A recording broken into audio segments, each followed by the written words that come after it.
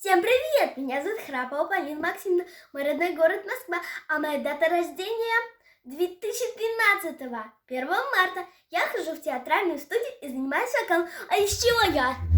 Лакир! Повтори. Ехал Ваня на коне, вел собачку на ремне.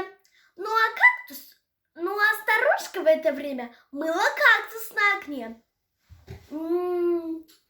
Ехал Ваня на окне, делал собачку на ремне.